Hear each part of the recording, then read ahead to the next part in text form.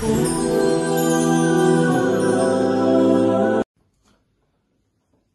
الله الرحمن الرحیم. به نام جهاندار جان آفرین، حکیم سخن در زبان آفرین.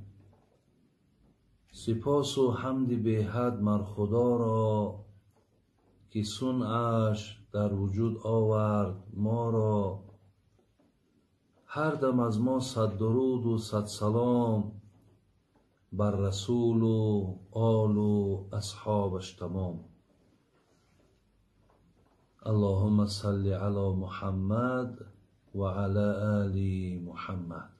السلام علیکم و رحمت الله و برکاته.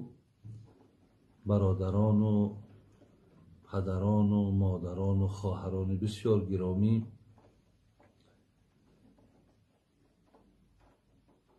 اینک ما و شما در روزهای ششم به هفتم ماهی مبارک رمضان قرار داریم.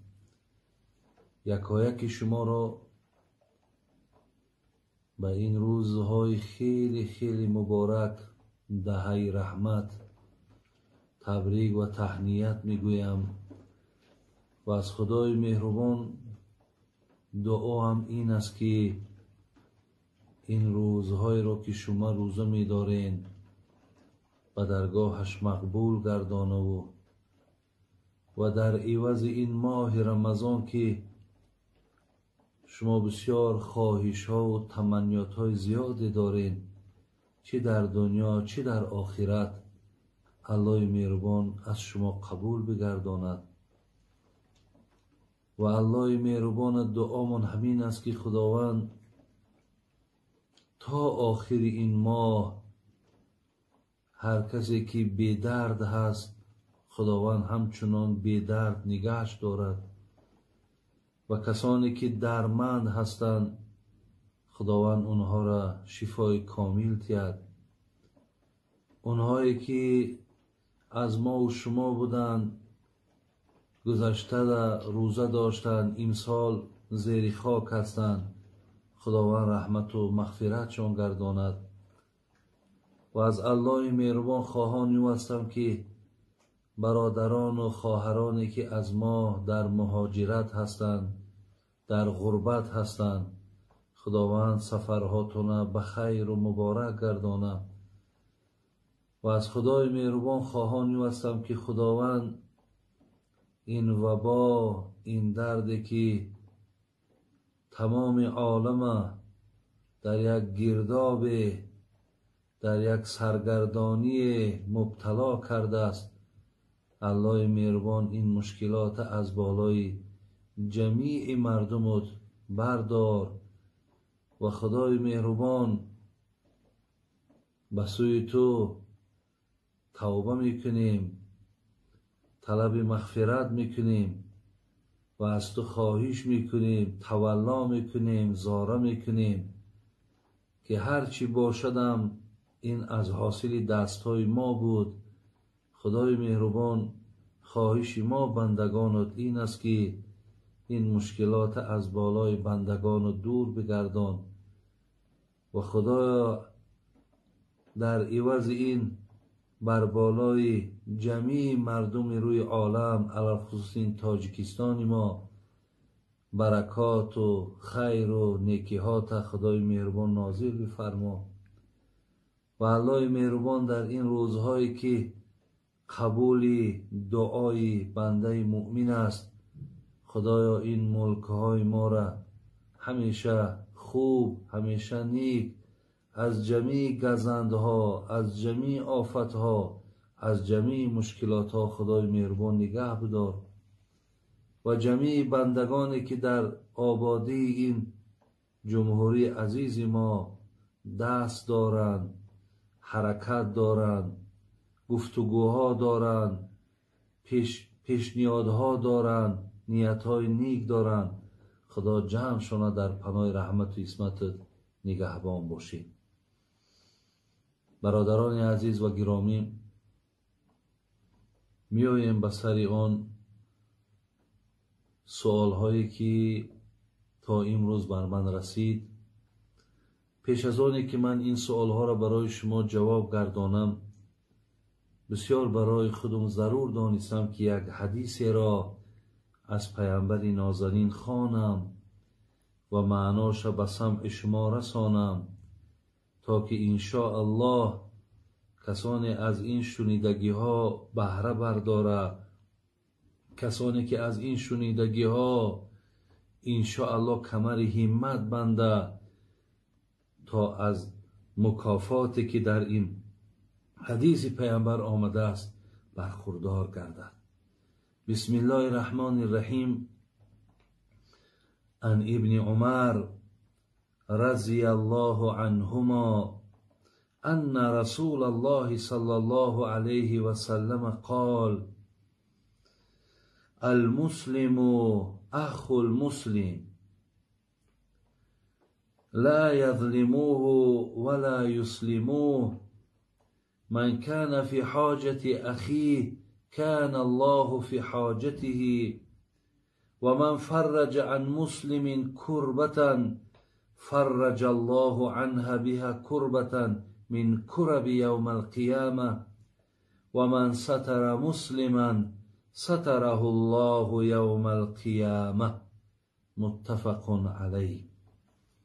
برادران عزیز و گرامی، خدای مهربان راضی باشه و رحمت کند امام بخاری مانه و امام مسلم مانه که این عزیزای خدا این حدیثی بسیار زیبا و نازنین را که در داخلش چقدر معناها، چقدر دلالتهای زیبا که تا گوش در کار که اینها را گوش کند و توفیق در کار که به این حدیث پیامبر نازنین عمل کند. بچه حضرت عمر رضی الله عنه میارد، میگوید که رسول اکرم صلی الله علیه و سلم گفتند: المسلم اخو المسلم.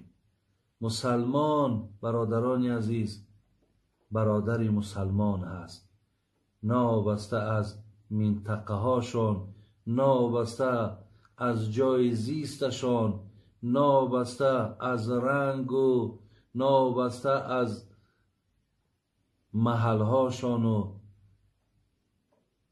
برادر یکدیگر هستند. برادران عزیز، شما دانید که حقیقتا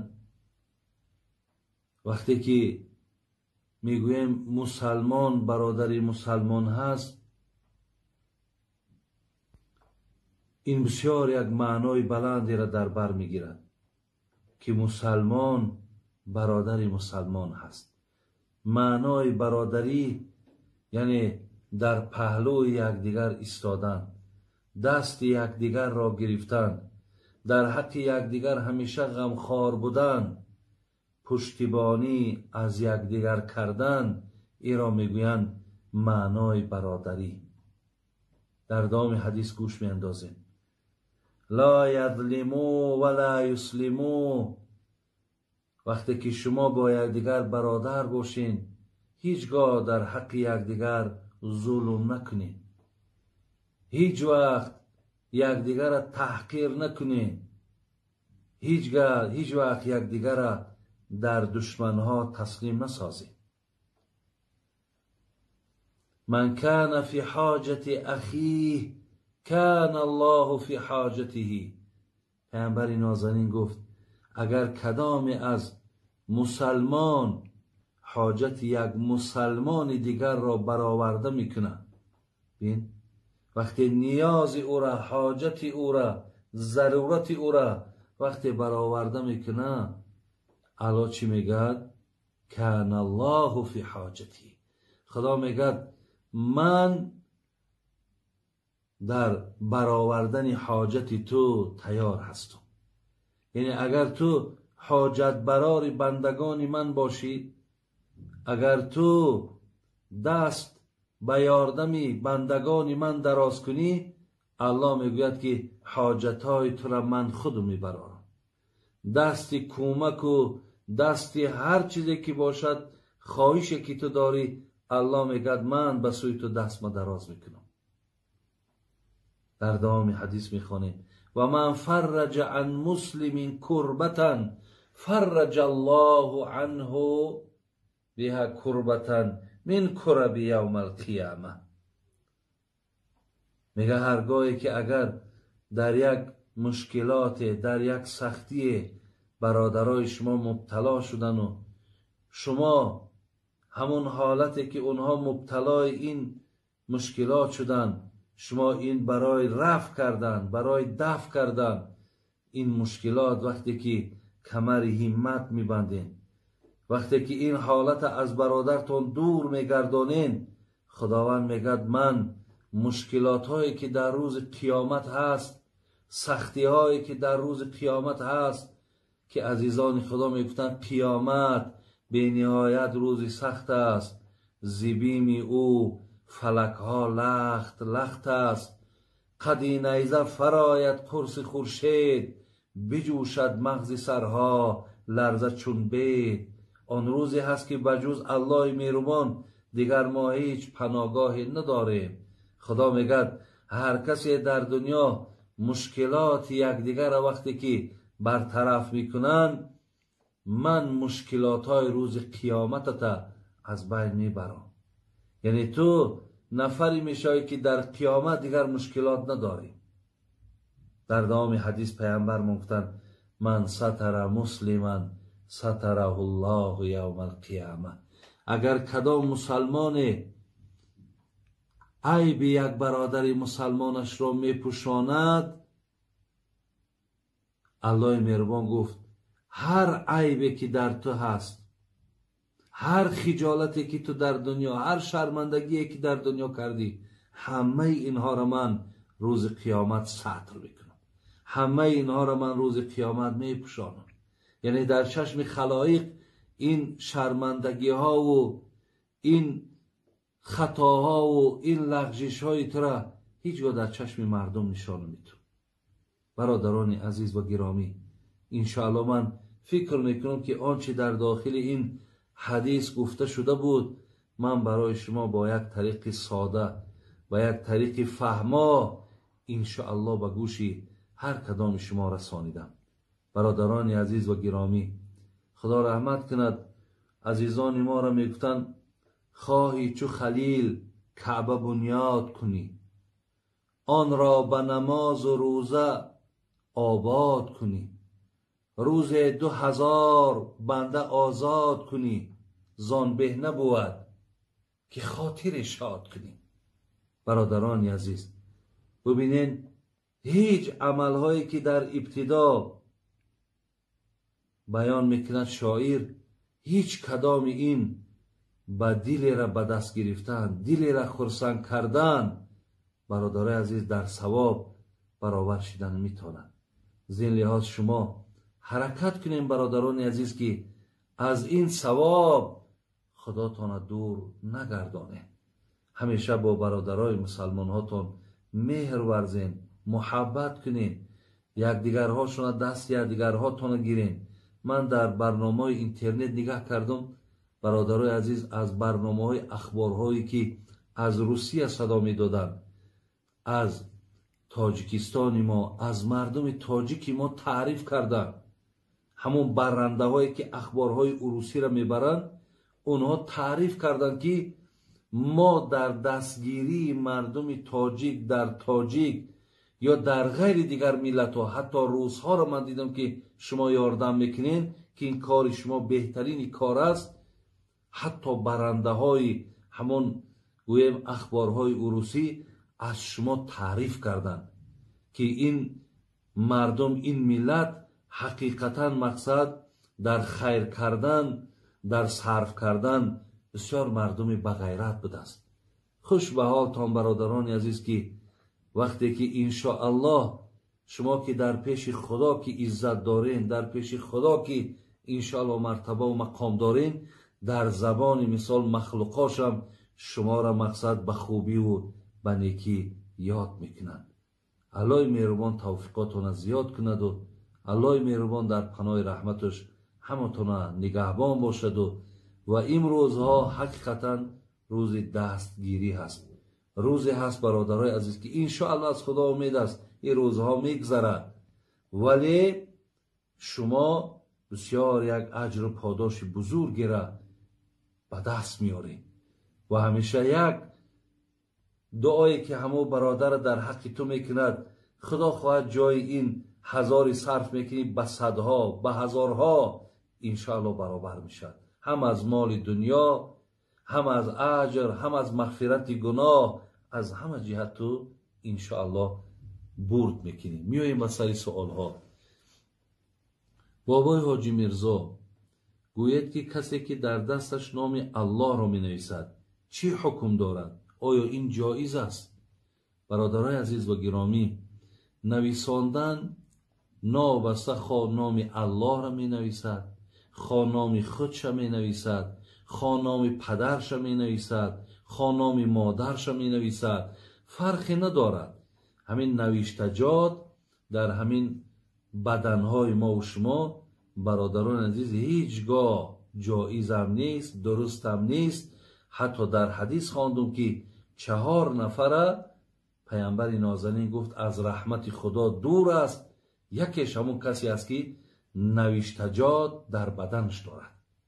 برای این با خیلی گناه کلانی هست که وقتی ما اگر نام الله را در دست ما نویسیم یا در یگان بدن ما نویسیم، ما ببینین حتی در تلفن ها سوال میکنن که در اکرانش صورت الله هست، میگیم با او حاجت خانه در آمدن اجازت نیست. وقتی که تو در خود بدنت این الله یا محمد اینها وقتی که کتابت میشوند، تو هر گاهی که خلاجا میدرایی، در هر یک قدم، در هر یک داخل شدنت تو پیش خداوند گناهگار میشوی. امروز اگر امکانش باشد کسی نوشتجات داشته باشد، بعضی میگد هم خیلی برآمده است، داروای برآمده است که از بالاش میمالند، همون حرفا همه نابود میشود. اگر امکانش باشد که حرج نباشد، با یگان ضرری به جسم شما نآورد، مقصد اونها را از پوستاتان دور کنید. و اگر نشود و یگان زیان می آوردگی باشد، این حالت برادر عزیز برای این گناه کردگیتان توبه کنید. هیچگاه هر چیزی را که بین برادرای عزیز خداوند همین خلما را زیبا آفریده است که دیگر حاجت به تغییر دادن در همین عضوهای ما و شما نیست. هیچگاه من میبینم بسیاری از مثال نفرهایی را که در ناخونهاشان، در دندانهاشان، در مویهای سرهاشان، در چشمهاشان هر خیل تغییرات ها میدارند. علل خصوص خواهرای ما و این بدنهای بسیار زیبایی که شما دارین رحم کنین. بسیاری از همین برنامه ها را تماشا کنین، عالی همون کسایی که مقصد در جسم هاشون چیزهای علاوگی کردن، خب تا حتی پیشای براشون ده میبینی که چیزهای علاوگی وصل کردن. همه امونها با بسیار بیماری های وزنین مبتلا شدن. انشاءالله در شما زیباگیتان، خواه دادرای عزیز، خواه خواهرای عزیز، اخلاق زیباتان، نیتهای نیکتان، سخنهای خوبتان، این برای شما زیباگی است. این زیباگی نیست که ما آن چیزهایی را که زیادتی هن در عضوهامون پیوست کنیم و بعد ضررهاشون ببینیم. ضررهای خیلی و خیلی زیاد دارن. از این لحاظ اگر خواهرای ما را بینیم، مادرای پیش ما را بینیم، چقدر مقصد پیرم که می شدن، هیچگاه زیباگیشون از چهره هاشون، از دستاشون دور نبود، برای که از خیمیه های امروزه استفاده نمی کردن. همزمان برادرای عزیز شما هم از این نوشتجات هایی که هستن هیچگاه استفاده نکنید که حتما اینا در پوستای شما، در عضوهای شما یگان ضرر و یگان زیانی را میارد. ولی به هر حال هم که باشد شریعت من میکند از نوشتجاتی که در پوستامون ما می نویسیم. سوال دیگری که هست بابای حاجی میرزا، آیا زنی حامله‌داری که کودک حامله‌دار یا که کودک شیر میدهد روزه میگیرد یا نه؟ من در جوابهای پیشتر در این مسئله با خیلی روشنی انداخته بودم. خواهرای عزیز، مادرای عزیز، هر زنی که اگر در حالت حامله‌داری قرار دارین و بسیاری از زنهایی که بر من زنگ میزنن که در حالت حامله‌داری خوردگی‌هاشون پس میگردونن یا خلاص همیشه دلشوراکی دارن، اگر وقتی که روزدار باشی این چیزها که برای تو دقت میارد و همیشه البته بر روزه تو زیان دارد. زین لحاظ شریعت برای شما مادرها و خواهرایی که در حالت حامله دارین اجازه داده است که شما روزه هاتون بخورین و از همین حالت که شما اگر بیرون شدین انشاءالله کدام وقتی که باشد این روزه ها را در یک روز قضا بگیریم. همچون مادرایی که البته شیر میتین، اینها را هم من گفته بودم که یعنی در حالت شیر دادن که گفتیم اکثرا همین شیر از حساب خوردن پیدا می شود. وقتی شما که روزه میگیرین همون شیر که اگر نه آمد کودکاتون با گرسنه میمونن. خدای مهربان همین را شریعت ما همین را به نظر گرفته است که برای شما اجازت دادن. وقتی که اگر از این حالت شما بیرون شدین بعدا قضایی گیرید. اگر مادرای باشن که کودکا را مقصد با طریق شیرهای مگزینی کلان میکنن، خیلی برای اینهاش اجازت که روزه دارن، ایناش هیچی باکی ندارن. ولی مادرایی که اگر شیر میدادن شون حساب غذا باشد، شما در شریعت اجازت داده است که شما مقصد انا روزهاتون بخرید، یعنی هیچ باکی ندارد. دیگر سوالی که اینجا آمده است، بابای حاجی میرزا گوید که زن حائضه در شب قدر باید چیکار کند؟ ثوابش میرسد یا نمیرسد؟ البته مادرها و برادرای عزیز، شب قدر که یکی از روزهای بهترین این ماه رمضان هست که شب ایرا شب زنده‌داری کردن برابر است با 83 سال زیادتر از عبادت، از 1000 ماه. حتی گویم نزول ملائکه ها، حتی حضرت جبرائیل که در این شب و موافق آیت قرآن که در سوره قدر می آید و زمین پایان می شود، خلاص بسیار شبی با ثوابی هست. ولی مادرها و خواهرایی که حتی در حالت همو حیض هم که باشن، شما با سبحان الله، با الحمدلله، با الله اکبر گفتن گناهگار نمی شوین. فقط زن حایضه نمیتواند که مقصد قرآن در دست بگیرد یا نمیتواند که از آیت‌های قرآن چیزی خواند، لیکن از ذکرهایی که هست شما اگر استفاده برین هیچی باقی ندارد. اجازت است که مقصد شما از تسبیحات استفاده برین. بابای حاجی میرزا گوید که با شخص بینماز زکات دادن جایز است یا نه؟ البته شخص بینماز وقتی که ما میگیم، شما برادران عزیز یک چیز فراموش نکنید که در اعتقاد اهل سنت و جماعت آدم بینماز از دین بیرون یا کافر نمیگویند. یعنی شما هیچ وقت در عقیده من ایرا جای نکنیم که آدم بینماز آدم بیدینه. نه، آدم بینماز الله را اگر شناسه، پیامبر را شناسه، ولی بینین عقیده اهل سنت بر همینه که وای به خاطر نخواندن نماز گناهگاره، یعنی کفران نعمت کردگی. لیکن وای مسلمان برادر عزیز، وای مؤمن است. زین لحاظ برای او دادن زکات، دادن صدقه فطر، خب همه اینها البته برای او درست و جایز است. اگر شما برای این کس مقصد از نفرتی که در دلتون در نسبت اینها دارین، این خیر ندارد، بلکه با اینها برادر بسیار اگر دلمان سوزد، ما اینها را مقصد از امکانیت های داشتگیمان برخوردارشون میکنیم و دعوتشون میکنیم که تا نمازاشون خوانند، تا خدا را عبادت کنند.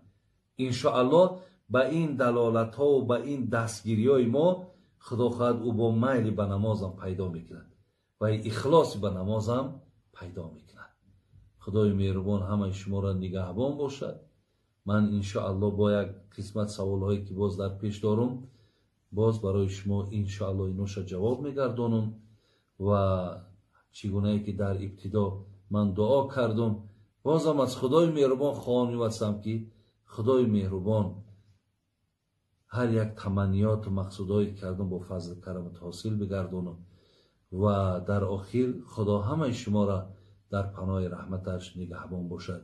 السلام علیکم و رحمت الله و برکاته.